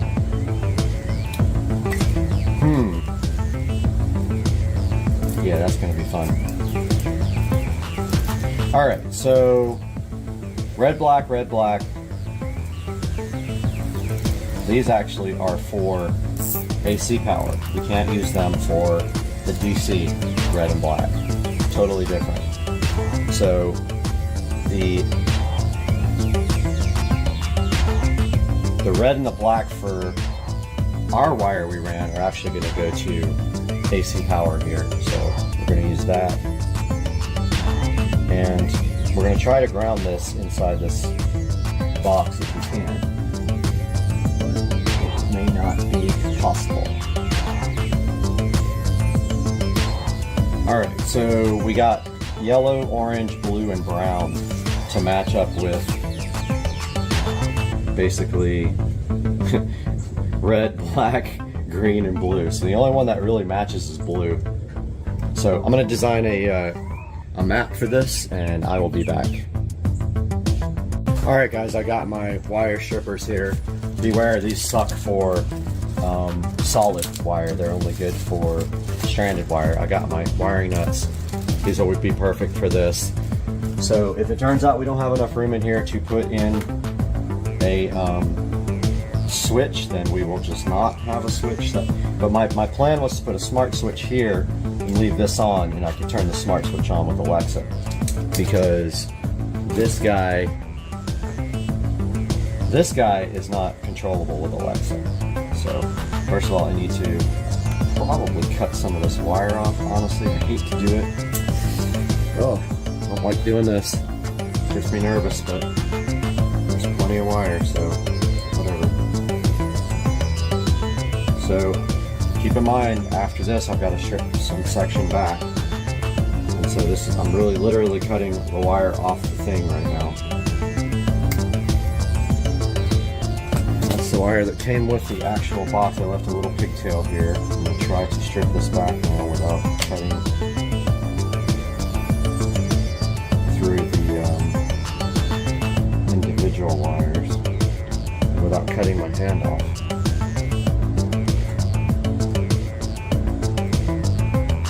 So that can be tricky, but I'll try the old circle it with the razor method and see if I can get this sheath off of here. Alright, so there's what's inside that bundle. That's the 4-wire bundle that feeds the actual pull light. So we still got to get this inside there. And these wires are very small, by the way. I think they're just signal wires, and I think red and black is power. So I got my strippers here. Let's see how they work. Oh, they work great. Okay. My automatic stripper. Okay, didn't work so good on that one. Or that one. Okay, there we go. These things are a lifesaver when you work with speakers. Yep, so strip those 4 back. Go ahead and twist those up. Now normally I would solder or crimp or whatever, but in this case, I'm just going to use wiring nuts. I built my map, by the way. Here's my map that I'm going to use for the wiring codes. Go ahead and strip this guy back here, and the rest I'll pull through the other side. Yep, it does not like this wire. It worked, but not very well. Yeah, so it's breaking the wire down there. Strippers just don't like this, whatever this is. And it broke the wire, it broke the insulation like down a little bit. So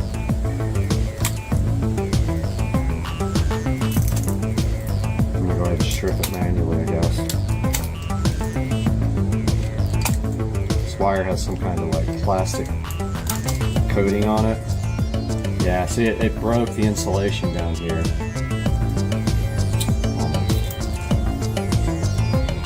Probably take that up after. But yeah, it doesn't like. It's ripping the wire further down the chain, which I hate that. It's this coating on the wire, it's like slipping. Maybe I can hold the wire. Yeah, that worked. So I held the wire, didn't let it slip. That worked. All good installers use their teeth, by the way. It's slipping. Okay, so I got all those stripped. First things first, red, black are for AC 110. They're a little bit thicker. Those are mapped to, this is the power wire for the controller. So this is actual AC. I have to cut this to make room in the box.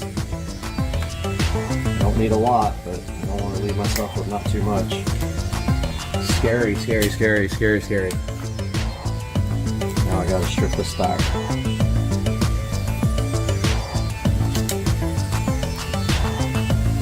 So, got my, really, you can strip it as much as you want now because the rest is inside the box. So here's our AC power for the controller. And I think my wire strippers will knock this out because it's braided. Yep. Ah, that one has a little bit of problems. Yep.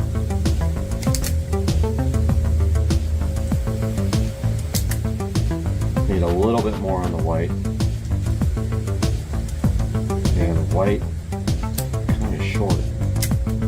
Okay, that works. Got that stripped. Hopefully you guys can see this with no problem. Let me zoom in a little bit for you. Okay. Wiring. Remember, we got to fit all this stuff back in the box too. So I got my wire nuts here. First things first, we know red and black from our wire that goes over to the electrical box goes to red and black. Let's go ahead and get that wired up.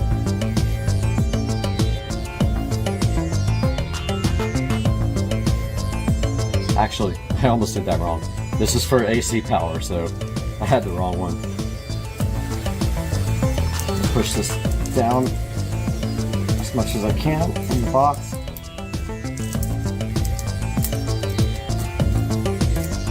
Okay. All I need is enough room to work with. Right, so don't forget, red black is AC power. We'll call red the hot wire. So red maps to our new wire. So red goes to the neutral wire.